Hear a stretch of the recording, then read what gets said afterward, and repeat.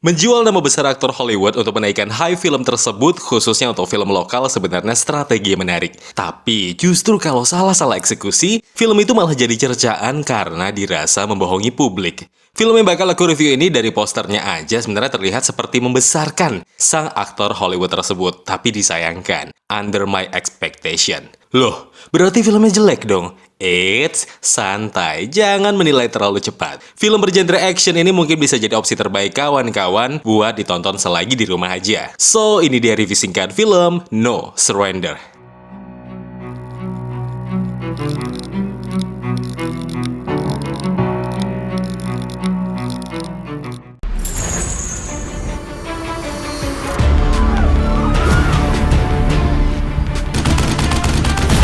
By the way, yang bertanya di mana bisa nonton film No Surrender ini, bisa kalian tonton di aplikasi Klik Film. Download di Google Play Store atau App Store, atau juga bisa kunjungi www.klikfilm.com. Gak hanya No Surrender, ada banyak film-film menarik lainnya yang bisa Bang Wan dan Bang Wati tonton sepuasnya.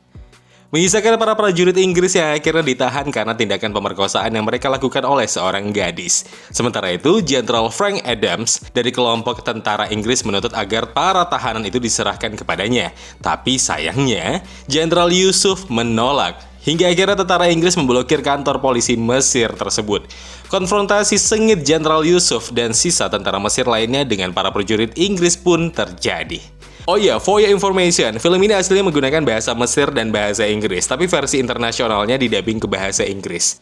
Film karya sutradara Peter Mamie ini salah satu hit movie di Mesir 2 tahun lalu. Ada kemiripan dengan British movie tahun 62 yang berjudul Lawrence of Arabia. Ada banyak kesamaan premis dan plotnya. Mungkin yang membedakan set waktu yang dipakai. No Surrender berada di set tahun 50-an. Agak konyol memang, No Surrender yang sebenarnya punya potensi besar melakukan tindakan yang jatuhnya jadi tertawan penontonnya. Harusnya dari awal film ini lebih jujur dengan siapa protagonis utamanya, Amir Kara. Sebagai Jenderal Yusuf Al-Masri adalah bintangnya di sini. Sementara itu Scott Adkins hanya pelengkap di akhir sajian. Oke, balik ke filmnya. Plot film ini sederhana, eksekusinya nggak pakai basa-basi, nggak juga terasa terburu-buru. Tapi mungkin durasi film yang hampir 2 jam ini agak kelamaan sih, dengan premis yang disematkan. Kalau bisa dipangkas lagi, mungkin lebih on point sih. Tapi jujur, No Surrender benar-benar film yang bisa dinikmati. Memang bukan epic, tapi memberikan beberapa aksi solid terutama pada setengah jam terakhirnya.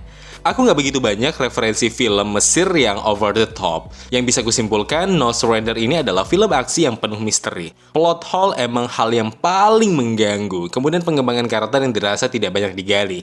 Entahkah itu karakter Jenderal Yusufnya, atau peran kecil yang dibawakan Scott Adkins sang The Crazy One. Tapi percayalah, beat down film ini apik. Emosi dari aksi laganya jadi penutup gokil film ini.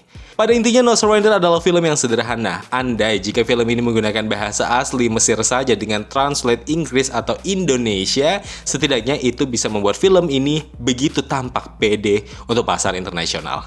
By the way, tonton film ini di aplikasi Klik Film atau www.klikfilm.com. Link download aku sertakan di kolom deskripsi.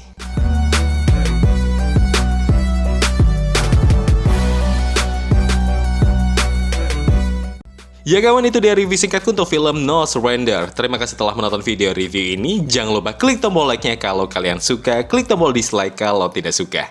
Klik juga tombol subscribe dan bel notifikasinya biar nggak ketinggalan review film terupdate lainnya.